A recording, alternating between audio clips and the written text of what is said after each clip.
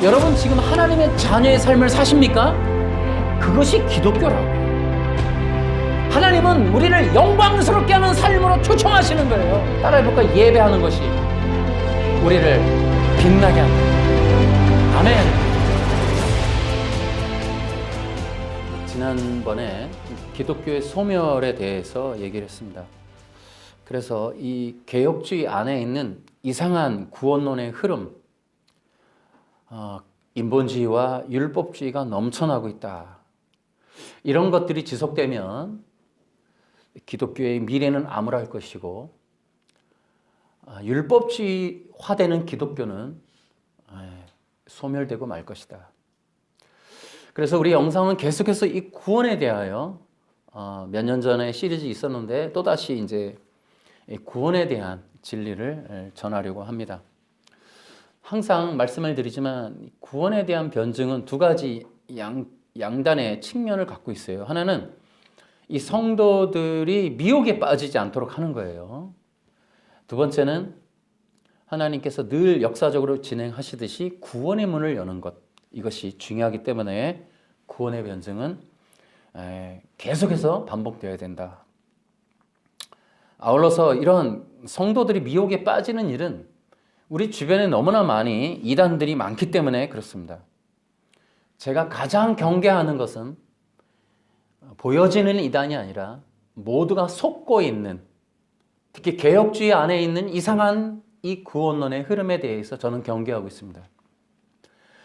제가 결론적으로 말씀을 드리지만 개혁주의 안에 있는 이 이상한 구원론은 현재 율법화되고 있다는 것을 기억하셔야 돼요. 앞으로도 계속 설교할 거기 때문에 미리 말씀을 드리면, 기독교의 율법화를 촉진하는 것은 바로 이 웨스트민스터 신앙 고백서이며, 인간의 마음에 도덕법이 새겨졌다고 얘기하고 행위 언약을 통하여 인간이 어떤 율법과 계명을 지켜서 구원을 얻을 수 있다고 주장하는 이러한 내용들이 포함되어 있는 웨스트민스터 신앙 고백서는 주의를 요한다. 결론적으로 또 부탁을 드리면, 이러한 웨스트민스터 신앙 고백서에 대한 냉철한 반성과 다시 한번 연구가 필요하다. 개혁주의 안에서 그것을 부탁을 드리는 바입니다. 최근에 여러 가지 율법화되어져 가는 기독교 안에는 이상한 구원론이 많이 있는데요. 특별히 구원받은 성도들도 구원받았으니 율법을 지켜야 한다라고 주장하는 그런 사람들이 있습니다. 또 그렇게 주장하는 사람들의 일부분은 율법을 지켜야 되는 이유는 성도들이 이 땅에서 완전해져야 하기 때문이다 라고 주장하기도 합니다. 그것의 근거는 율법이라는 거예요. 웨스트민스터 신앙 고백서가 만들어 놓은 시스템이 뭡니까? 인간의 마음에 도덕법을 새겨주셨고, 그 도덕법의 기록은 율법에 있고, 그 율법 안에 기록된 도덕법의 요약은 십계명이며, 그 십계명을 지키는 것이 성도들의 의무이고, 그 십계명을 지키면 의를 얻거나 혹은 완전해진다. 이런 주장들을 하고 있는 것이 현재 기독교 안의 흐름입니다. 과연 그럴까요? 그것이 맞는 걸까요? 여러분, 율법주의와 인본주의를 구별하지 못하면 여러분 절대로 구원을 얻을 수가 없습니다. 여러분, 율법화되어가는 이 율법주의적인 주장을 하는 기독교를 분별하셔야 돼요. 그렇기 때문에 이러한 이 분별을 위해서 필요한 것이 무엇일까? 당연히 진리를 아는 것입니다. 여러분, 진리를 알면 분별하는 데 되게 도움이 돼요. 율법화되어가는 기독교, 정말 이 땅의 기독교가 인본주의로 쩔어버리는 것을 아는 것은 진리를 알아야 돼요. 거꾸로 얘기해 볼까요? 왜 이단이 될까요? 진리를 벗어나서. 왜 자기도 모르게 이단적 주장을 할까요? 진리를 모르니까. 그래서 우리는 신앙의 기초라고 하는 부분, 성경에 기록되어 있는 이 기독교적인 기초, 원리, 이런 것들을 좀 기억할 필요가 있다. 그러면은 우리 인간이 율법을 지켜서 완전해진다, 이런 소리는 안 한다는 거죠. 구원 받았으니 이제 율법 지켜야 된다, 그런 얘기 정도는 안 할 수 있다는 거죠. 진리를 알면. 그래서 제가 오늘 이러한 구원에 관한 올바른 어떤 분별점을 갖게 하기 위해서 이제 기초적인 내용을 차례로 좀 말씀을 드리려 합니다. 이 기초적인 진리를 알지 못하도록 가로막는 원인이 있어요. 첫 번째로는 문자적인 해석이에요. 문자적 해석은 굉장히 이게 악용되는 그런 부분입니다.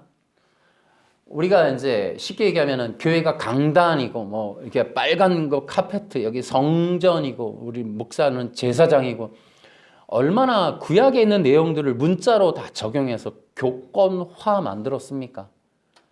지금도 우리는 솔로몬의 1000번제, 얼마나 문자적으로 그 1000번제를 어떻게 해요?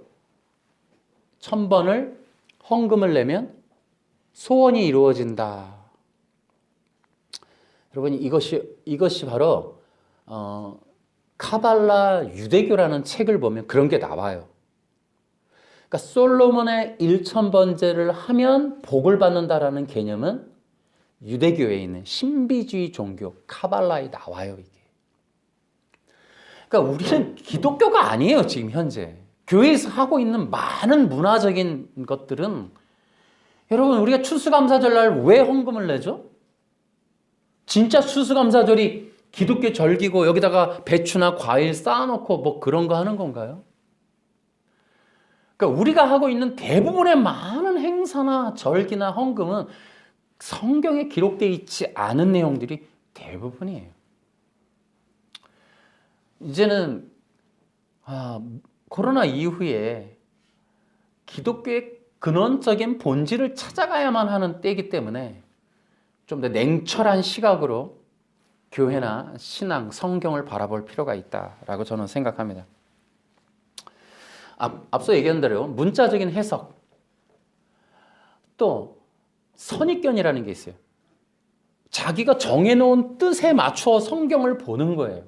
이게 인위적인 해석이라고도 하는데, 자기가 세상의 돈복을 보는 것이 기독교의 중요한 내용이다, 성경 전체를 그렇게 봐요. 이삭이 부자고 아브라함이 부자고 계속 그런 쪽으로만 보는 거예요. 그랬더니 어떻게 부자가 되더라.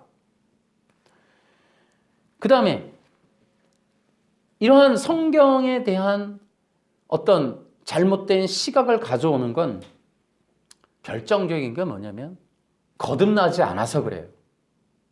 거듭나지 않은 옛사람의 본성이기 때문에 성경에서 진리를 발견 못하는 거예요. 여러분, 도올 김용옥이도 신학교 나왔어요.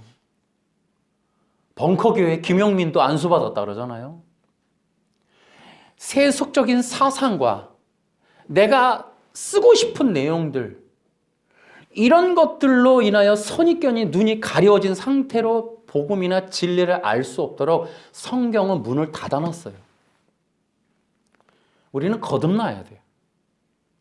성경은 그리스도의 영광이에요.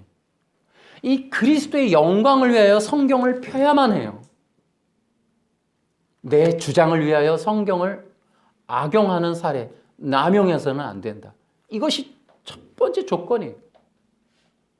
그리스도의 영광을 위하여 성경을 보는 일이 있어야 그나마 성경이 진리를 허용해 준다니까요. 여러분 모두가 거듭나시길 바랍니다. 거듭난 사람들에게 성경의 길이 열릴 거예요. 여러분, 이제 우리가 이제 기초적인 진리를 이제 열어보려고 합니다. 항상 얘기하지만 기초적인 진리 첫 번째는 뭐예요? 하나님이에요.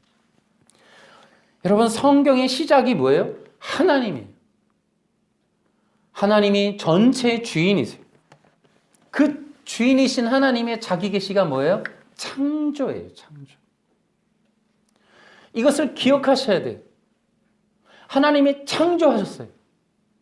하나님이 주인이시고 하나님이 주권자이시라니까요. 하나님이 시작이에요. 그리고 인간은 그 다음이에요. 그 하나님의 창조의 계시와 함께 우리가 기억해야 될 하나님은 거룩하시다라는 거예요. 다시 말씀을 드릴게요. 거룩은 구별됨, 선별됨이에요. 꼭 기억하세요. 우리가 신앙의 기초가 뭐냐면 하나님은 거룩하시다예요. 이 뜻은 뭐냐면 하나님은 다르시다. 뭐하고? 하나님은 빛이시고 영원해요.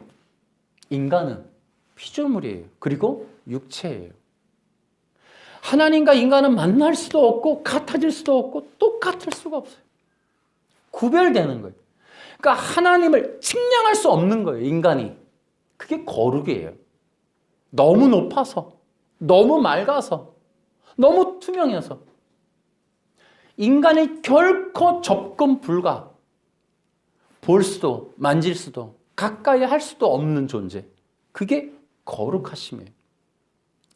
그래서 이스라엘 백성들에게 이 거룩함이라고 하는 것은 청명한 파란 어떤 하늘을 의미하기도 한다 그래요. 너무 맑고 너무 높고 너무 푸르른 그 하나님을 근접할 수가 없는 거예요. 인간이 바라볼 수도 없는 거예요. 그 빛의 영광 때문에. 그러면 이제 두 번째로 인간이 어떤 존재일까요? 이 부분이죠. 인간은 피조되었어요. 그리고 육체라는 것. 제가 이 기초를 분명히 여러분한테 인지를 시키고 다음 얘기를 할 거란 말이에요. 먼저는 반드시 이 선제적인 지식에 여러분들이 좀 붙잡아 두고 계셔봐요. 기억을. 인간에 대해서 두 가지로 얘기할게요. 인간은 피조되었다라는 것과 육체되었다. 두 번째로는 하나님의 형상이라는 것. 여러분, 피조물이라는 거, 육체라는 얘기를 제가 해드리는 것은 인간은 시간과 공간과 존재적으로 제한과 한계가 있다는 거예요. 썩어지겠죠. 없어지겠죠. 때가 있겠죠. 인간은 영원하지도 않고 시공간의 제한을 안 받는 존재가 아니고 영원하지 않아요. 썩어요, 썩어. 하나님은 그렇지 않아요. 영원하신 거예요. 빛이신 거예요. 생명이신 거예요. 근원이시다라는 거죠. 인간이 아무리 인간이 최대한의 발전을 해도 하나님과 같을 수는 없다라는 거죠. 그런데 하나님의 은혜가 무엇인고 하면 피조물이며 먼지에 불과한 이러한 인간을 하나님의 형상으로 입혀줬다. 형상으로 세워주었다는 거죠. 우리가 지금 그렇다는 거예요. 형상이 뭐냐 하면 이미지라는 것은 영어일 뿐이고 형상은 하나님의 모양이에요. 왕 같은 존재란 뜻이에요. 피조되고 육체고 보잘것없는데 하나님의 형상이에요. 이 하나님의 형상이라는 것은 고대 세계에서 의미는 뭐냐면 인간을 보면 하나님을 알 수 있다라는 거예요. 그 정도의 격상, 권위를 주었다는 거예요. 그게 하나님이 인간에게 베푸신 은혜예요. 그래서 인간은 하나님의 형상이기 때문에 그 뜻은 하나님의 영광에 동참하도록 은혜가 베풀어졌다라는 뜻이에요. 자, 그러면 인간의 과제가 있어요. 그럼 인간은 왜 지어졌을까요? 에덴 동산에서 경작하다라는 건 뭘까요? 대부분 문자 해석으로 농사 짓는다라는 생각을 해요. 근데 이게 너무나 드라마틱한 게 여러분 하나님의 창조라는 거를 연구해 보면은 성막을 지을 때와 같은 방식이라는 것이 이미 드러나 있어요. 에덴 동산을 보니까 이 광야에 있었던 성막의 요소와 너무 일치한다라는 거예요. 하나님의 창조는 세상의 하나님의 왕국의 형성이고 에덴 동산은 성전을 의미했구나. 아담은 뭐 하는 자였을까요? 성전에서 농사 짓나요? 아니죠. 예배하는 거죠. 제사장이라는 거죠. 그러니까 왕 같은 제사장으로서 아담이가 지어진 거예요. 경작하다라는 것은 하나님의 왕적 존재로서 통치하고 다스리고 하나님의 영광이 드러나도록 예배하는 일들을 통칭하는 말이죠. 이러한 인간의 과제는 뭐냐면 왜 지어졌느냐? 하나님의 영광을 찬양하는 거예요. 그래서 조건이 있어요. 무엇을 찬양하냐면 한 두 가지를 찬양해요. 하나님의 이름을 찬양해요. 하나님의 하나님 되심의 영광, 그분이 누구냐를 찬양하죠. 또 하나는 그분에 대한 영광을 찬양하는 거예요. 어떻게 찬양하느냐가 또 되게 중요해요. 찬양이라는 것 자체가, 그러니까 왕 같은 제사장이라는 것 자체가 뭐냐면 그 하나님을 경배하는 거예요. 경배한다라는 것만으로도 이미 그는 하나님이 아닌 하나님의 백성 혹은 종을 의미해요. 우리는 존재적으로 이미 하나님에 예속되었고 종속된 존재임을 알아요. 하나님으로부터 왔고 하나님에 의한 존재고 하나님의 생명의 지배를 받는 존재, 인간이죠. 그리고 하나님의 영광을 찬양하는 거예요. 그 찬양의 조건이 뭐냐면 겸손함인 거예요. 찬양이 찬양되는 건 겸손이에요. 예를 들어 나도 하나님이고 나도 하나님인데 내가 왜 하나님을 경배해? 그러면 경배를 안 하죠. 그죠? 그럼 교만한 거예요. 피조물이 해야만 하는데. 그런데 자기를 스스로 높이는 교만함은 찬양이 없죠. 앞서 얘기하지만은 나중에도 얘기할 거지만 인간이 여러분 예수 안 믿죠? 근원적으로는 뭐예요? 예배를 거부하는 거예요. 피조된 인간이 창조 주인인 하나님을 거절하는 거. 그 거절의 이유는 간단해요. 내가 신이니까, 내가 하나님이니까 그 하나님을 왜 경배해? 내가 하나님, 그분이 나를 경배하면 몰라도. 그러니까 자기가 왕이 된 존재에게 필요치 않은 건 바로 경배함이죠. 경배 안 하죠. 두 번째로 경배의 조건은 겸손함을 넘어서서 마음으로 하는 거예요. 그렇죠? 예배당에 앉아 있으면 뭐예요? 하나님을 경배하지 않는데 그 경배가 뭐라고요? 사랑함이라고. 그러니까 다시요. 여러분, 우리가 하나님을 예배를 해요. 근데 마음이 없는 예배 하나님이 원하지 않았죠. 구약에서. 이 성전문을 닫아버리라 이사야서가 그러잖아요. 그럼 마음으로 예배한다. 그게 뭐예요? 그게 사랑함이라고요. 그게. 사랑한다라는. 그 하나님의 기다리는 예배가 그 마음으로 드리는 사랑함으로 드리는 예배라고요. 기억하셔야 돼요. 이 사랑이라는 말. 뒤에 이제 연결돼서 나오니까. 제가 뭔가를 얘기하려고 이렇게 전제 조건 다 까는 거죠. 우리가 구원이라는 얘기 할 거니까 먼저 하나님과 인간 관계를 밝히는 거예요. 여러분, 죄의 본성이 뭐냐면 인간이 하나님 되기예요. 이 부분 우리가 기억해야 돼요. 인간의 본성이 어떻게 얼마나 잘못된 것인지를. 자, 인간의 죄라는 건요. 무엇이냐면 첫째는 하나님에 대한 시기 질투예요. 이게. 그러니까 인간 자체가 하나님이 되고 싶어 하는. 그러니까 여러분 선악과를 먹는 사건에서 두 가지죠. 사탄의 유혹이 있어요. 그리고 인간이 그 유혹에 넘어가서 선악과를 먹죠. 행동을 한단 말이에요.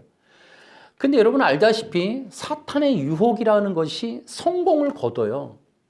그 성공을 거두는 이유는 인간 속에 욕심이 있었고 그 욕심의 충동질이 성공한 거예요. 그러면 본질적으로 사탄에게 충동질을 받았던 인간의 욕심이 뭐냐라는 게 뭐냐면 인간이 하나님 되겠다는 거예요. 그러니까 하나님 되겠다는 그 마음이 그 충동질을 받았던 그 내용이란 말이에요. 그런데 인간이 그 속에 있는 근원적인 하나님의 왕 같은 존재로서의 과제는 예배였어요.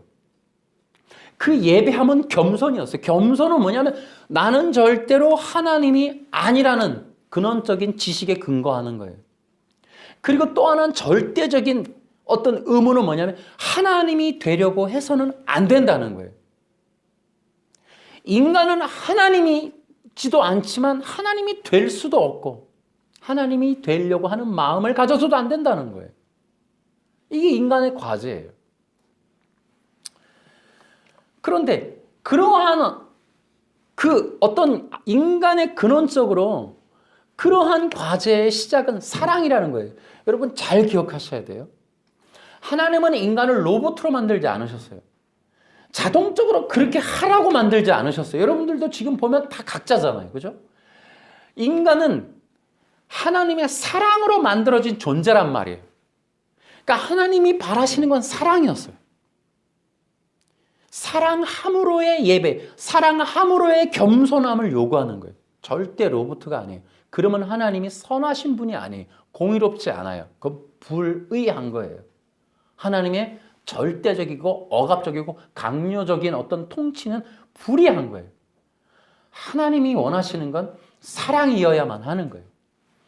그래서 인간은 절대로 억압된 상태에서가 아니라 자유케 된 영혼으로서 하나님을 경배할 수 있도록 만들어진 거예요. 그런데 인간이 그러한 인간 속에 있는 것들이 구부러졌다라는 인간 근원이 하나님이 아닌 거로 불완전하고 인간이 여러분 그러니까 자유의지라는 것에 대해서 기억을 해보세요. 하나님이 자유의지를 줬고 뭐 이런 얘기를 접근하지 말고 한번 들어보세요. 하나님은 완전하세요. 그러나 인간은 완전하지 않아요. 다시 한번요. 하나님은 완전하신 분이에요. 자, 그러면 이 얘기는 뭐예요? 하나님의 창조도 완전하고 생명도 완전하고 구원도 완전해요. 그 완전하신 하나님의 나라도 완전해요.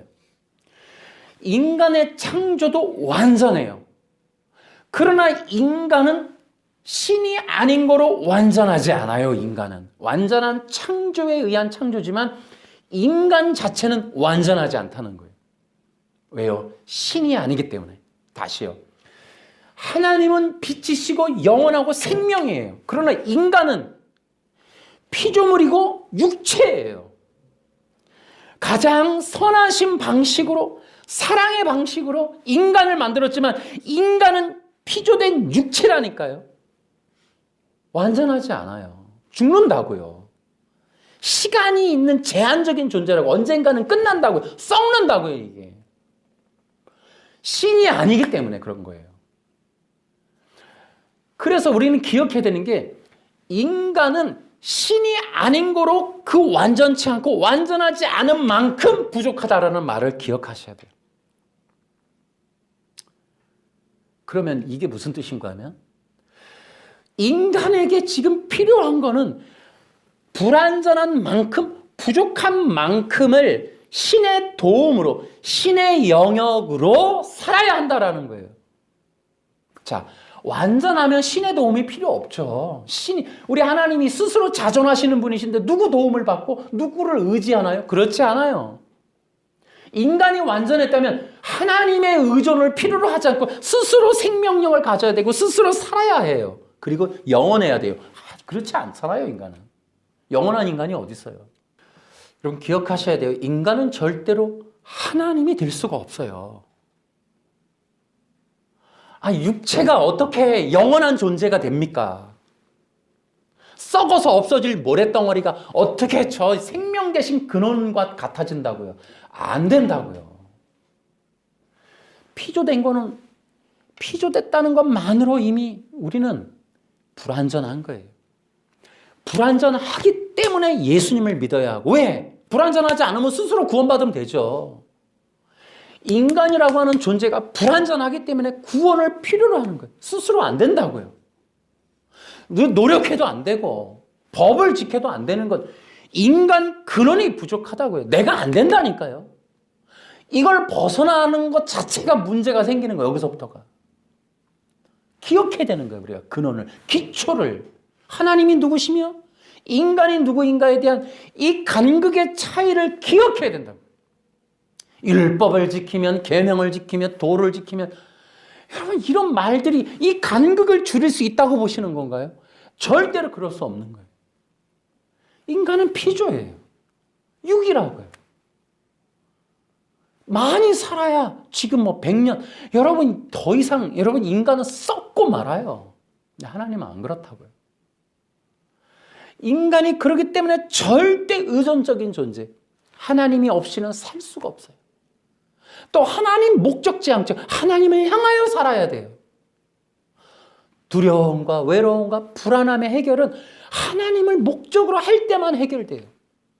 인간 스스로 자원, 이 스스로 가지고 있는 자원에서 나올 수가 없어요. 이 기초적인 걸 기억하라고요. 인간의 인간됨을 기억하고 하나님의 완전하심을 기억해야 돼요.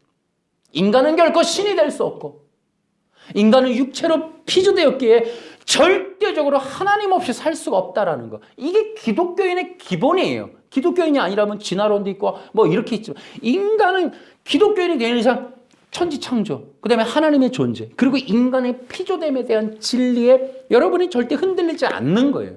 학원에서, 학교에서 이 바벨 철학이, 바벨 교육이 여러분을 아무리 흔들어도 그래서 기독교를 없애려고 하는 거예요. 여러분은 사상교육을 해서 여러분을 세상의 교육을 통해 바꾸려고 하는 것처럼 바벨 교육이 여러분이 온 인류를 진화론, 1800년대 생긴 진화론으로 인류를 뒤바꾸려고 했지만 여러분 기독교인만큼은 못 바꿔요. 창세기를 들고 있는 기독교인만큼은 절대 안 되는 거예요. 그러니 기독교 사학 다 없애버리려고 하는 거예요. 하나로 다 통일시켜버리는 거예요. 진화론에 이 하나님과의 근원을 끊어버리려고 하는 거예요. 근데 기독교는 뭐예요? 끝까지 기억하는 거예요. 하나님의 영원하심, 인간의 피조됨. 인간은 절대 하나님이 없이는 안 되고 하나님 의존지향적이어야 되고 목적지향적이어야 되고 하나님 도와주세요. 하나님의 생명을 부어주세요. 하나님의 은혜를 부어주세요. 그런 피조된 인간이 해야 될 일은 경배와 찬양. 하나님의 하나님의 하나님 되심. 스스로 자존하시는 그 영광. 또 하나님의 그 역사하심, 창조하심. 인간을 만드심. 인간을 돌보시고 보호하시는 그 은혜. 인간을 향한 그 은혜. 인간에게 형상을 입혀주시고 생명을 공급하시며 인간이 영광받을 수 있도록 당신의 자녀를 향한 하나님의 사랑의 공급에 대하여 찬양하는 것. 여러분 이것이 기본이어야 돼요. 여러분 인간의 죄가 뭐냐면 첫 번째 과대망상이에요. 너도 하나님이 될 수 있어를 믿는다는 거 과대망상이죠. 피조된 인간이 신이 되겠다라고 하는 욕심부터가 과대망상이에요. 과대망상. 여러분 사회에서 비참한 인생을 사는 사람들 대부분이 과대망상이에요.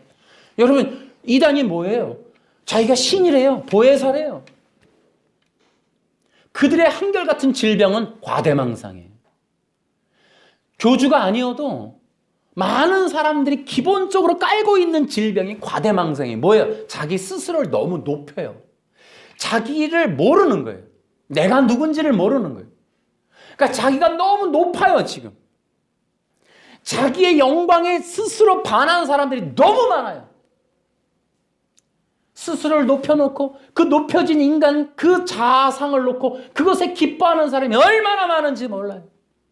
이 사회에, 이 좋은 사회에 살면서도 이 정신병자가 많은 이유가 거기에 있는 거예요. 인간의 원죄의 첫 번째 시작은 과대망상이에요. 아담의 시작이 과대망상. 하나님의 것에 대한 탐심, 하나님이 받는 경배에 대한 탐심, 또 탐심뿐이에요. 원죄가 반항심. 반항심이 뭐예요? 너 선악과를 먹으면 안 되라고 하는. 여러분 선악과가 얼마나 중요한지 여러분 나중에 이 시리즈를 할 거지만은 예고편을 드리자면 선악과의 언약이 무엇인고 하면 선악과의 언약은 왕의 언약이다라는 거죠. 여러분, 선악을 알게 하는 지식의 나무에 대해서는 많은 사람들이 많은 이론을 갖고 주장을 하는데, 여러분, 이것은 왕에 대한 얘기를 하고 있는 거거든요. 그러니까 결국 하나님께서 아시는 거예요.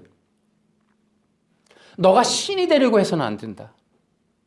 너는 결코 왕이 될 수 없어라는 거죠.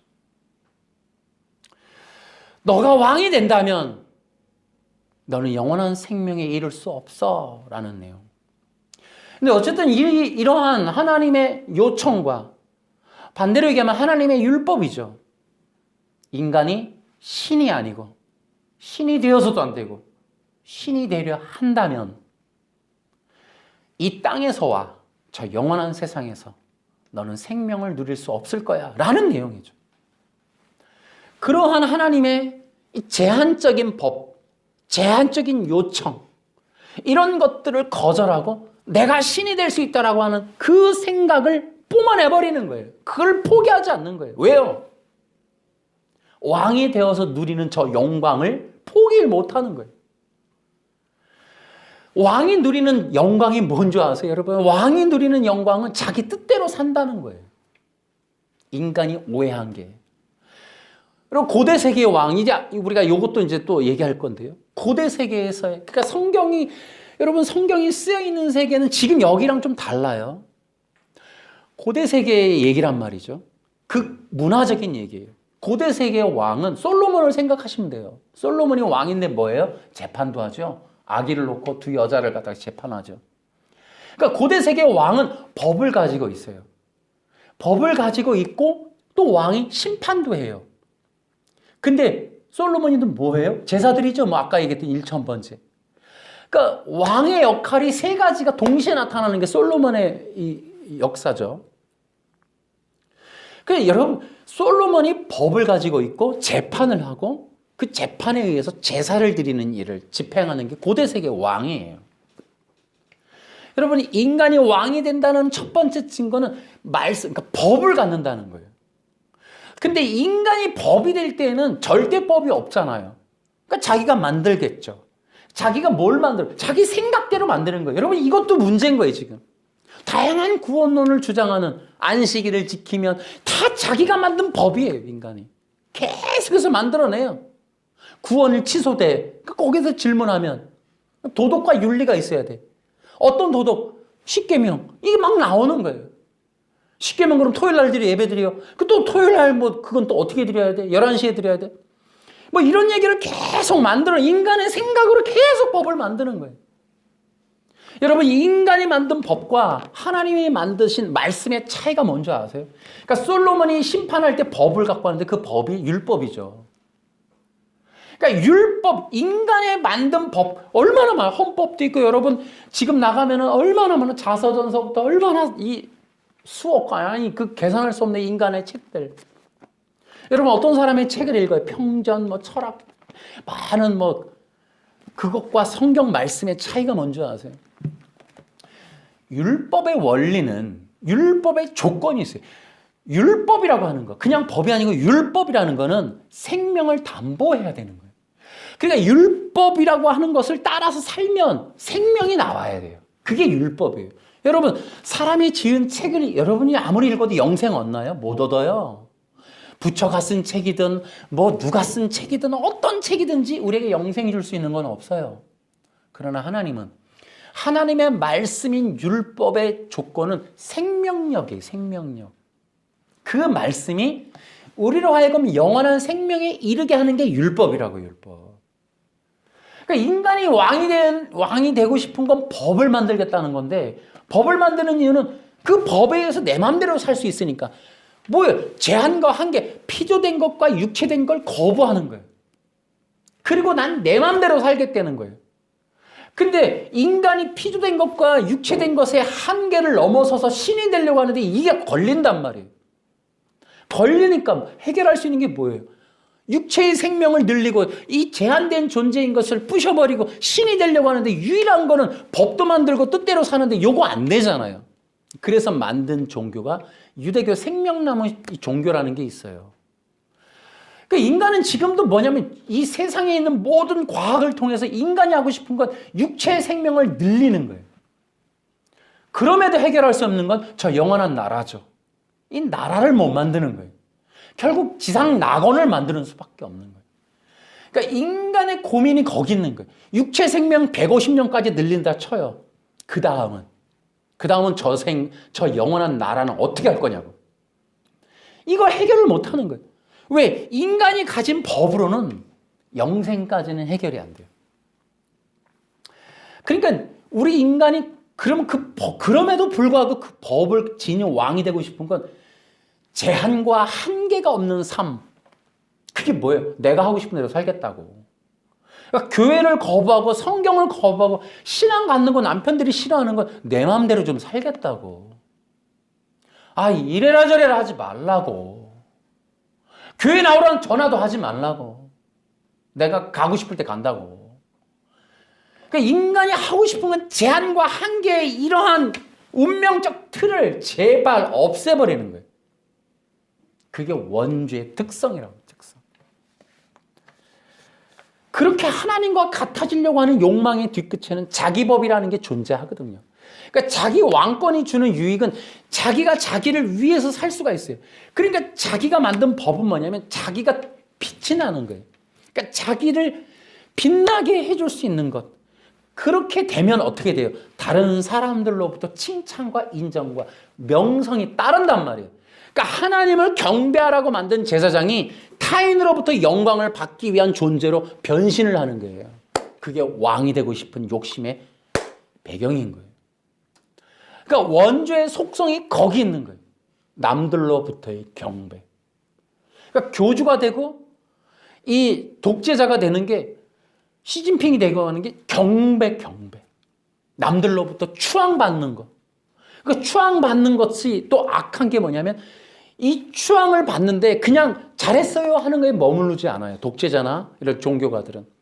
타인의 삶을 지배하죠. 그 지배해서 억압해요. 억압해서 하고 싶은 일은 뭐냐면 그들의 삶을 착취하는 거예요. 돈과 시간과 육체를. 그리고서 어떻게 해요? 자기의 이 세상에서의 삶, 쾌락을 위해서 살아가는 거예요. 인간이 바로 여러분 정치도 마찬가지고 여러분 종교도 문화도 그렇고 세상 철학 모든 정부도 마찬가지예요. 사람이 꿈꾸고 오늘도 대학 시험을 보고 모든 하는 이 세상 사람들의 문화와 문명은 인간이 가장 높은 자리에 서서 수많은 사람들의 피땀과 그런 노력들을 착취하여 쾌락을 누리는 거예요. 더 넓은 집, 더 좋은 차, 더 넓은 세상과 더 마음대로 할 수 있는 세상을 만들어 가려고 하는 거. 그게 원죄라고요. 원죄. 그게 인간이 선악과를 먹은 이유란 말이에요. 그렇게 하나님이 되고 싶어하는 그 인간들에 대한 하나님의 공의로운 법이 선악과예요. 그런 인간들, 그렇게 이글이글 타오르는 죄의 본성, 자기라고 하는, 자기중심이라고 하는 그 인간, 그 본성, 그것을 향한 하나님의 공의로운 법이 선악과. 그 선악과는 이거예요. 너는 절대로 왕이 되려 하지 마라. 또 하나가 있죠. 그 선악과라고 하는 법이 말해주는 건 하나님은 인간과 같지 않다. 그러므로 인간은 절대로 하나님과 같아지려 하거나 같아져서는 안 된다라는 것. 그게 바로 선악과예요. 근데 선악과에 대해서 좀 나중에 자세하게 좀 더 설명을 해드리겠습니다만은 이 선악과가 만약에 왕의 법으로서 전달이 되면 행위 언약은 아무 의미가 없이 이제 다 분해되는 거예요. 그 거짓심이 드러나는 거예요. 행위 언약이 깨져야 개신 개혁주의 안에 있는 이런 율법화가 회복이 될 수 있다라는 거죠. 행위 언약이 남아있는 한 이 기독교의 변질은 막을 수가 없어요. 그럼에도 불구하고 여전히 지금도 행위 언약을 추종하는 그런 사람들이 개혁주의 안에 많다는 건 어쨌든 간에 이 흐름은 막는 것이 아니라 이 흐름 속에 있는 진정한 하나님의 백성들을 결국 불러내는 일을 하기 위해서 분별하는 일을 하기 위한 과정이 이 선악과를 알리는 것이다 라고 보는 거죠. 자, 그럼 이제 금방 말했듯이 인간의 이제 이 범죄에 대해서 말씀을 드렸습니다. 자, 인간이 범죄를 저지르고 났더니 죽어요, 그죠? 어떤 사람들은 육체는 살았고 영은 죽었다 이런 얘기들을 하는데, 그러니까 성경을 그렇게 자꾸 인위적으로 해석을 하면 안 되고, 그러니까 이것도 하나의 절대적인 법이에요. 정령 죽으리라는 말도 절대적인 법이에요. 그러니까 우리가 이런 얘기하죠. 전도할 때 우리가 어떤 얘기해요? 절대적인 법을 선포하죠. 예수 천당 불신지요. 뭐 쉽게 말하면 여러분 예수 믿으세요. 그러면 지하철에서 뭐라 그래요? 예수 안 믿으면 지옥 가요. 그러죠. 절대적인 법을 얘기하죠. 여러분 예수 안 믿으면 여기서 영적으로 죽고 육은 살았으나 이런 얘기 안 하잖아요. 그죠? 우리는 되게 재미난 얘기들을 하는 거예요. 하나님도 우리한테 그런 얘기 하는 게 아니라 절대적인 법을 선언하시는 거예요. 예수 천당 불신지옥. 그러니까 주님 안에 있을 때 영원한 생명이요. 주님을 떠나면 영원한 죽음이 기다린다. 뭐 이런 절대적인 법이에요. 더 자세하게 나중에 좀 더 해보겠습니다만. 그런데 그런 절대적인 법에 의해서 결과는 두 가지로 나타나요. 인간은 결국 죽었어요. 그러니까 하나님이 없는 그런 삶에 놓여지게 되는 그것이 뭐예요? 죄와 사망 권세라는 거예요. 인간은 결국 죄와 사망 권세 안에 들어가게 돼요. 이것이 이제 되게 중요해요. 요거 잠깐만 킵해 놓으세요. 뒤에 설명할게요. 그 다음에 죄의 본성이라는 게 있어요. 죄의 결과는 죄와 사망 권세고, 죄의 본성은 뭐냐면 결국 인간이 왕이 된 거예요. 스스로 왕이 된 거예요. 우리 인간은 태어나면서 모든 사람이 왕이에요. 기본적으로 하나님 안 믿어요. 하나님을 필요로 없이 살아요. 그래서 우리는 그들을 예수를 믿게 하는 거죠. 태어나면서 예수 믿으면서 태어나는 인간은 없어요. 그러니까 스스로 왕이 돼버려요. 또 하나, 죄의 본성은 두 가지로 나타나요. 하나님 내가 신이 되는 거고, 또 하나는 신을 없애버리는 거예요. 이거 없애버린다라는 말은 전문 용어로 대적이라는 말이에요. 대적. 그러니까 하나님이 되어서 사는 것과 하나님을 대적하는 거예요. 하나님을 대적해서 하나님을 없다고 생각하고 사는 거예요. 그런데 그것을 넘어서서 하나님이 없다는 걸 사람들에게 말하고 사는 거죠. 그 문화적으로 만들어가는 거. 무신로 하나님이 없으니 마음껏 살아라. 그래도 지옥 안 간다. 리처드 도킨스 같은 사람들. 그러니까 인간은 근원적으로 이런 죄의 본성의 지배를 받아요. 누구나 그래요. 그러니까 하나님이 원하시는 구원이라는 게 뭐냐면 이런 문제가 해결되는 거예요. 그 예수 믿는다는 고백하고 천국 가는 티켓을 땄다는 얘기가 구원이 아니고, 구원은 의로움을 요구하는 거예요. 이 의로움이라고 하는 게 의의 복음인데, 자, 이것은 뭐냐면 하나님이 이런 인간의 죄와 죄의 본성적인 문제가 해결되는 관계성을 말하는 거예요. 굉장히 어려운 얘기죠. 그래서 여러분 기억하세요. 기독교 신앙이라는 게 뭐냐? 기독교 신앙은 분명하게 여러분이 기억하셔야 돼요. 하나님과의 바른 관계다라는 거예요. 하나님과의 바른 관계. 이것이 이제 의의 복음 때 제가 이걸 이제 다음 주에 할지, 다다음 주에 할지 의의 복음을 설명해 드리겠습니다. 하나님이 원하시는 거 아까 얘기했죠. 하나님이 인간에게 항상 말씀하신 건 나는 하나님이고 너희는 백성이다. 너희는 피조물이다. 그러니까 너희들이 진정 완전하길 원한다면 내 안에 머물러야 한다라는 얘기죠. 근데 인간은 하나님이 되려고 하나님을 벗어나는 거예요. 그 벗어나. 그래서 하나님과의 바른 관계. 그것은 뭐예요? 하나님이 신이시고 하나님이시고 우리는 그의 백성입니다. 라는 것. 아멘. 기독교 신앙의 기초가 뭐예요? 하나님과의 바른 관계. 자, 다시요. 나 천국 갑니다. 천국 티켓 땄습니다. 죽어서 천국 갑니다. 이런 거 아닙니다, 여러분. 의의 복음 얘기할 때 다 말씀을 드릴게요. 여러분, 이것이 바로 지금 사탄의 역사예요.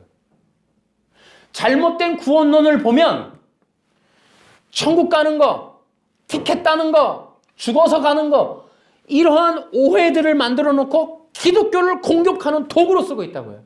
앤드류 강이 뭐라 그래요?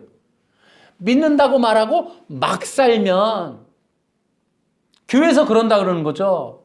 구원받았으니 이제 막 사세요 그런다는 거죠. 어느 교회가 이런 프레임부터 다 깨야 된다고. 우리가 이단들이 주장하는 거는 교회가 구원받았으니 막 사세요 그런다는 거예요. 죽어서 천국 갈 거니까 이제 너희는 이제 괜찮다 막 살아라. 절대 그런 게 아니라는 거죠. 이것은 유럽으로 넘어간, 그러니까 콘스탄틴서부터 로마로 넘어간 기독교, 주권이 로마에게로 넘어간, 콘스탄틴 때부터 유럽화 될 때 일어난, 콘스탄틴 때부터 조작화된 기독교예요. 히브리 사상을 넘어선, 히브리서를 넘어선 때부터 기독교는 왜곡된 거예요. 거기서부터 구원론은 잘못되기 시작한 거예요. 여러분, 히브리인들은, 유대인들은 의를 요구했다고. 하나님과 어떻게 올바른 관계로 살 거냐, 하나님의 백성으로 어떻게 살 거냐가 구원의 의식이었는데, 이게 콘스탄틴 로마로 넘어가면서부터 천국 가는 걸로, 티켓으로 다 바뀌어버렸다고. 이걸 왜곡시켜 놓은 거예요.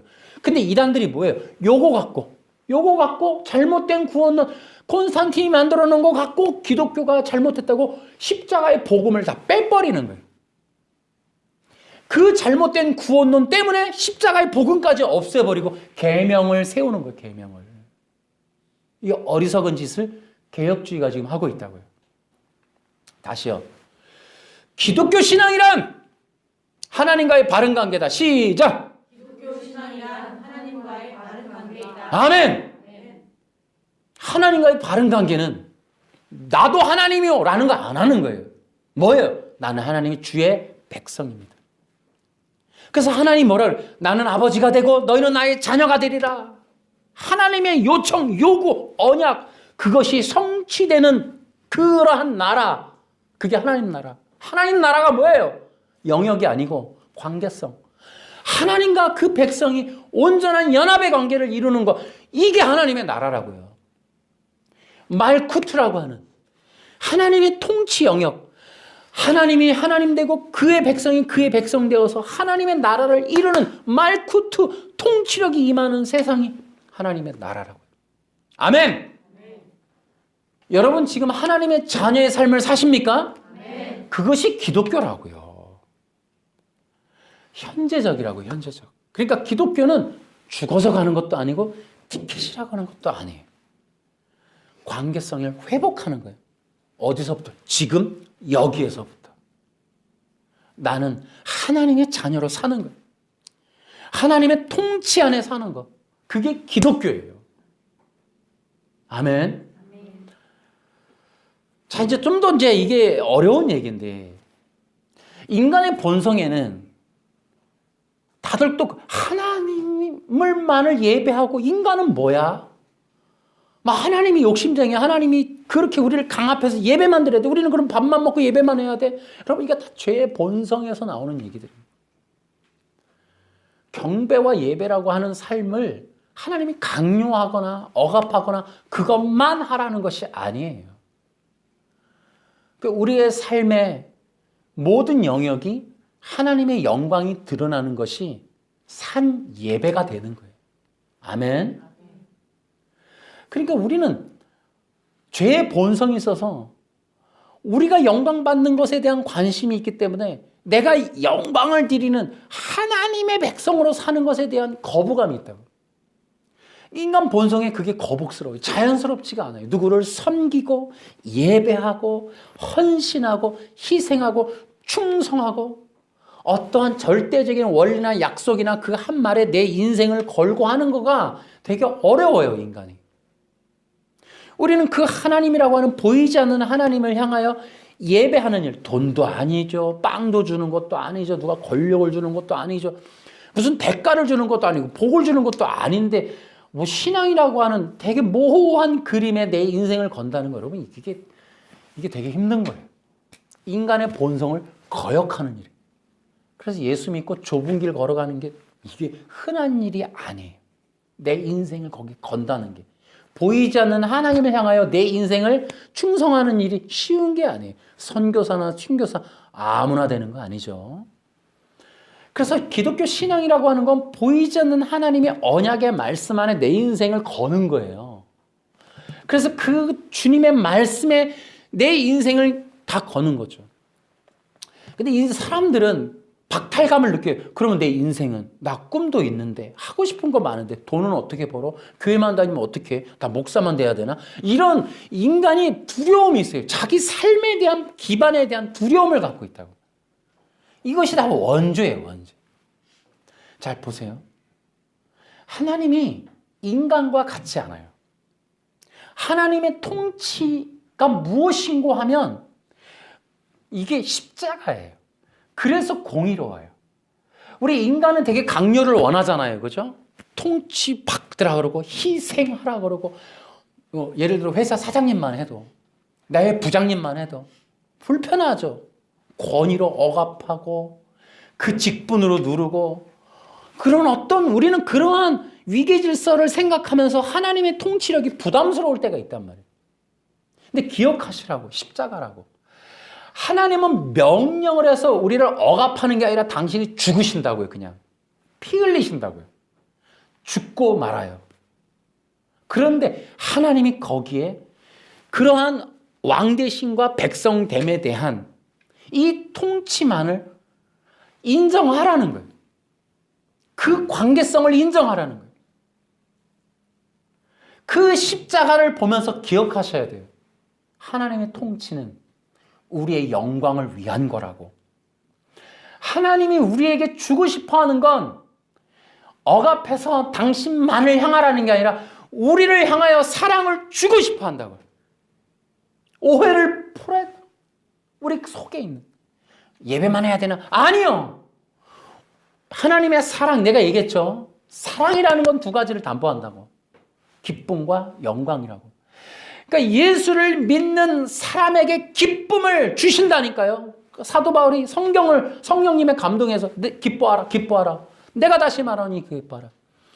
하나님이 우리에게 통치 안에 머물러라고 하는 것은 사랑을 주시기 위함이고 그 사랑은 두 가지를 담보한다고요. 기쁨과 영광이라고. 하나님은 우리를 영광스럽게 하는 삶으로 초청하시는 거예요. 따라해볼까? 예배하는 것이 우리를 빛나게 한다. 아멘. 그러니까 사람들은 박탈감을 느껴요. 교회 가는 시간이 아깝고 교회 가서 뭐하고 교회 가면 신앙을 믿으면 내가 계속해서 박탈감과 억울함을 호소한다고. 예수 믿는 사람이라도 뭔가 뺏기는 것 같고 뭔가 손해보는 것 같고 뭔가 종속되는 것 같고 뭔가 예속되는 것 같고 노예가 되는 것 같고 묶이는 것 같고 끊임없이 죄의 본성이 주님의 요청을 누르고야 만다고요. 그러니까 기름 부음이 역사할 틈이 없어. 그러니까 그러한 것들을 포기하고 한 번 내가 진짜 내가 하나님 앞에 드린다. 결단하고 주여 인도하소서. 목사가 되는 것도 아니고 여러분 목사감이 몇이나 있을 것 같아서 그러니까 그런 예배 드린다고 하나님이 여러분 그렇게 대단한 것도 아니에요. 그 예배를 드리는 그 삶을 통해 하나님이 여러분의 삶을 영광스럽게 해주길 원하신다고요. 아멘. 하나님이 여러분에게 주고 싶어하는 게 여러분의 기쁨이라고요. 여러분의 기쁨이 어디에서 얻어요? 여러분 기쁨 없는 사람은 얼마나 많은지 몰라요. 텔레비 예능 같은 거 풀어보니까 부부관계에서도 거의 그냥 대면대면하고 사는 사람 무지하게 많아요. 누가 여러분을 기쁘게 해줘요? 도대체가. 여러분의 삶의 기쁨의 근원이 뭐가 있어요? 여러분 그거 들춰보면 기쁘게 만들어지는 어떤 보석 상자 같은 게 있으세요? 여러분 우리가 기쁠 수 있는 이유가 세상에 뭐가 있어요? 여러분 그러나 하나님이 그런 분이에요. 십자가, 피라는 거. 그것은 나를 위해서 죽으셨다는 표징이에요. 죽으셨다는 것이 하나님의 사랑이라고. 그게 공의예요, 공의. 하나님은 요구하는 게 아니라 주면서 뜻을 요청하세요. 공의로운 거예요. 죽으시면서. 우리가 그러잖아요. 어떤 직장 상사가 솔선수범할 때 굉장히 우리가 칭찬하죠. 왕이 죽었어요. 우리 하나님이 십자가에서 피 흘리셨다고. 그리고 서로 사랑하라는 거죠. 가능하죠. 당신이 우리를 영광스럽게 해주잖아요. 예수 안에서 우리의 삶을 보장해 주잖아요. 아멘? 그런 것들을 찬양의 이유로 삼는 거예요, 기독교인은. 그런 것 때문에 감사하는 거예요. 그런 것 때문에 예배 자리에 나오고 그것이 주님의 영광으로 더 승화되는 거예요. 기독교인들. 자, 오늘 이제 더 할 게 있지만 오늘 여기서 마무리 지으면서 일단 일부를 여기까지만 하겠습니다. 자, 기독교 신앙이라는 것에 대해서 여러분이 이제 기억을 하시면 이제 한 가지 기억을 하셔야 될 게 있어요.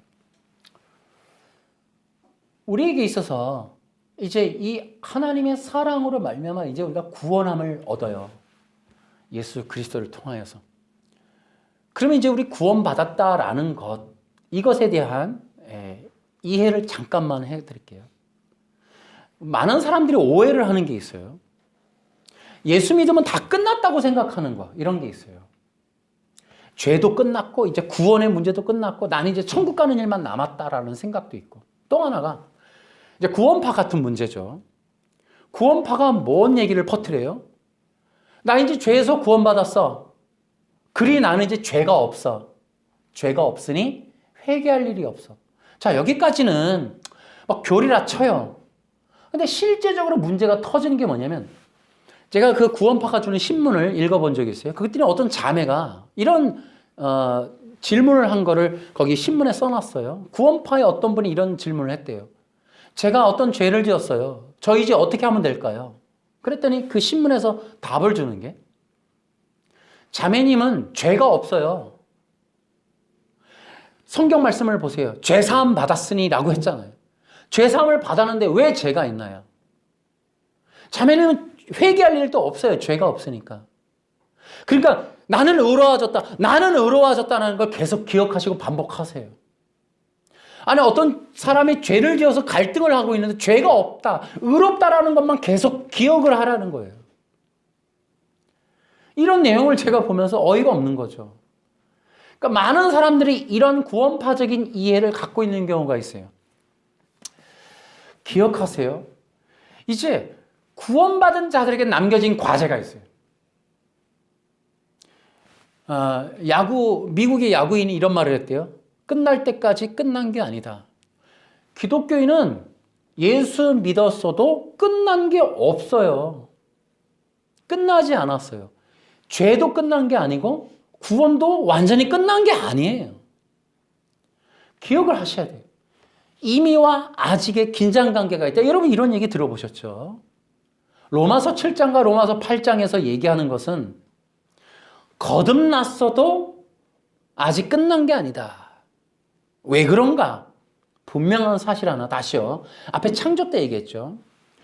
인간이라고 하는 게 신이 될 수 없고 신이 아닌 이유는 피조물인 것과 육체라는 거예요.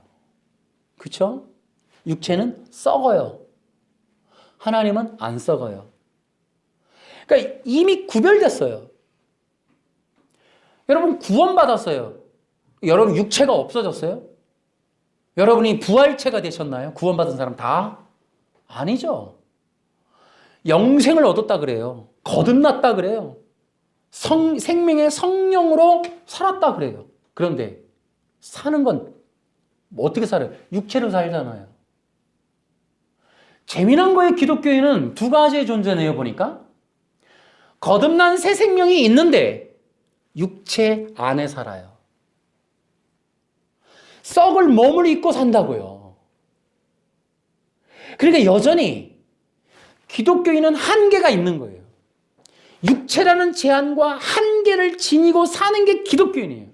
거듭났어도, 육체를 가졌어도, 영생을 가졌어도 육체 안에 있는 거예요. 로마서 7장이 뭐라 그래요? 내 마음의 법과 내 육체의 법이 있다. 누가 이 사망의 몸에서 누가 나를 건져내랴? 영적 긴장관계. 다시요. 구원받았어도 끝난 것이 아니다. 구원받은 자는 육체 안에 새 생명으로 살게 된다. 그래서 두 개의 생명으로 사는 거예요.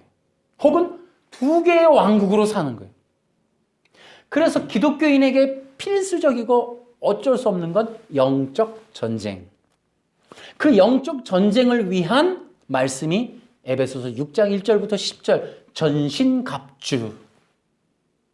우리는 근데 여러분 전신갑주를 옷에 입나요? 아니죠. 믿음으로 하는 거죠. 믿음으로. 영적으로 하는 거죠.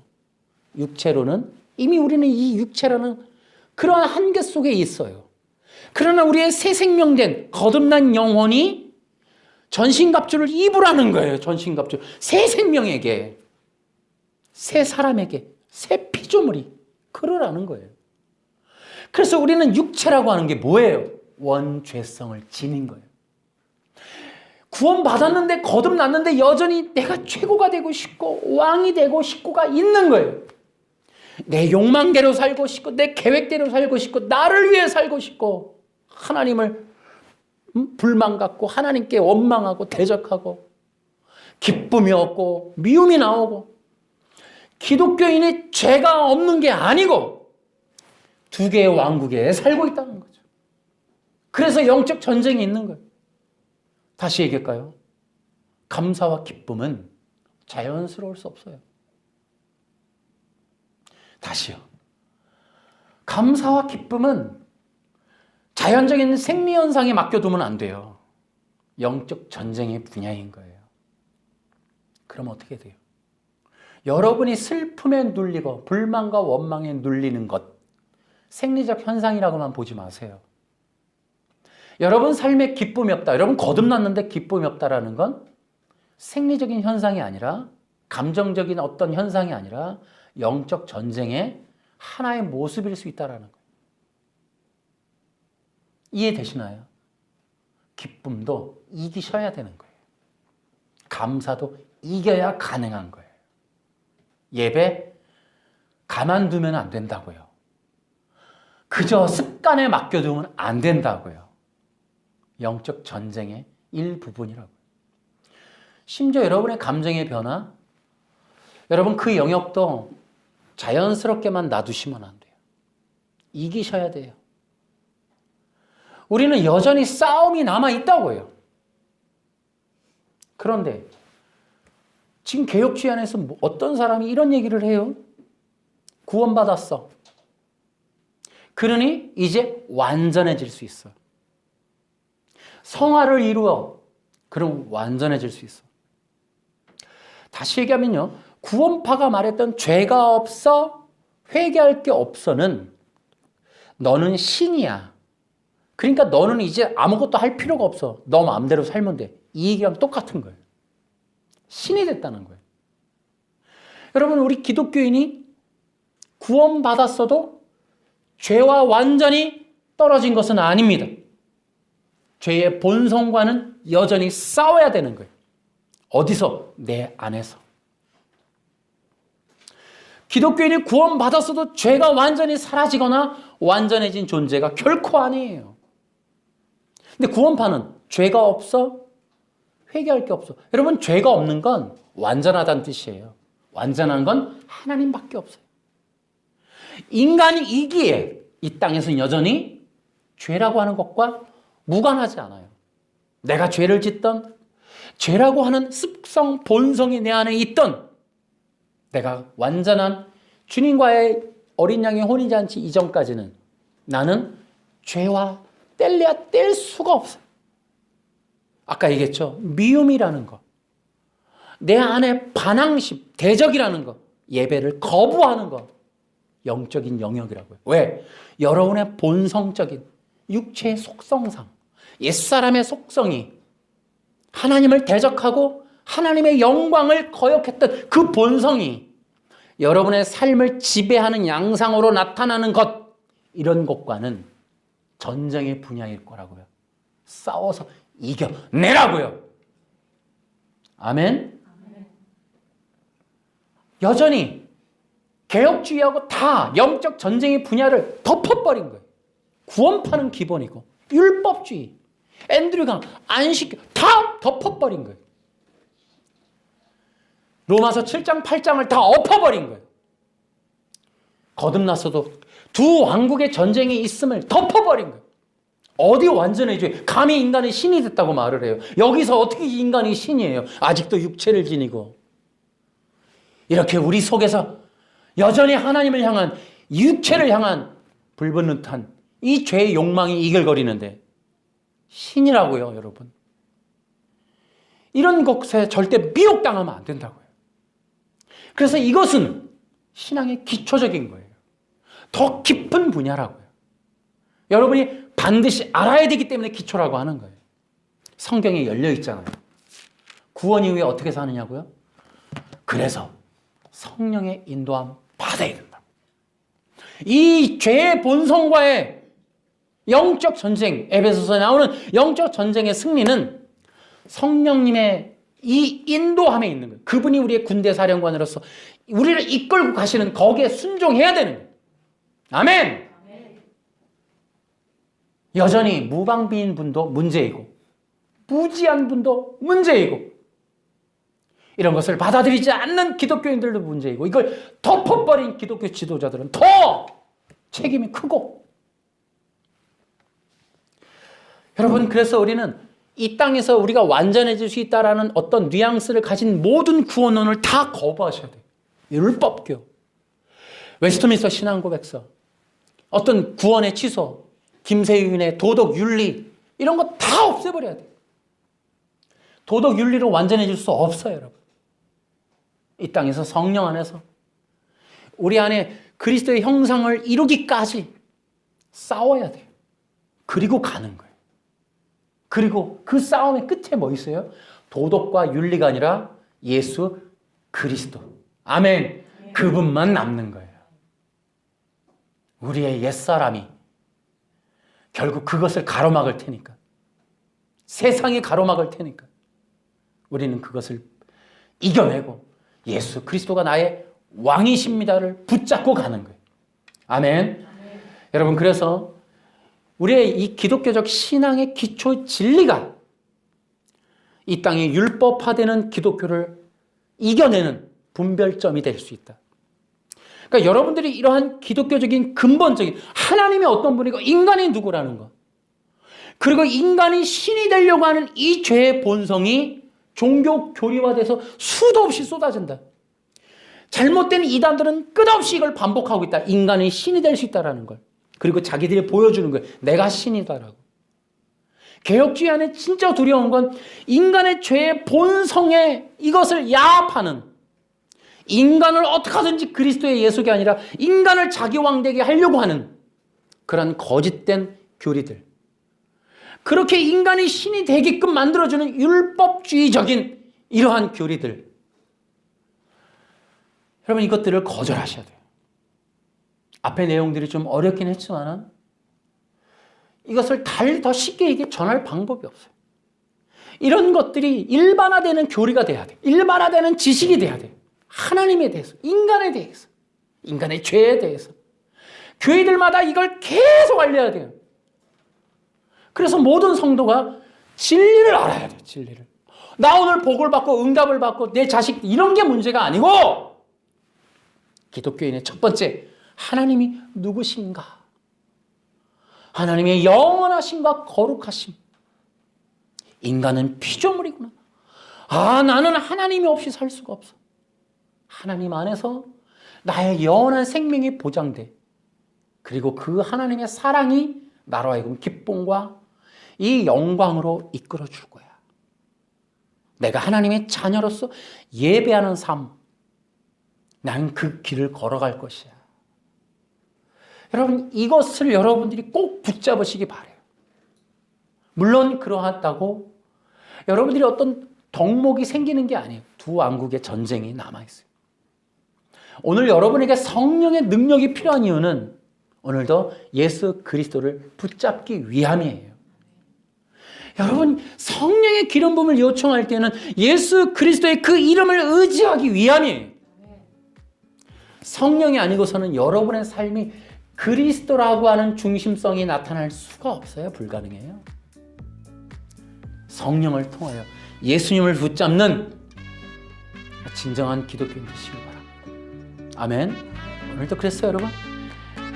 기억하세요. 기름 부음이 임하기를 원하신다면 여러분의 고백 속에 이거 꼭 나오셔야 돼요. 하나님, 당신은 사랑이십니다. 나는 당신의 자녀, 백성입니다. 나를 인도하여 주시옵소서. 그런 자들에게 성령이 임할 줄로 믿습니다. 하나님께 영광 돌립니다. 아멘.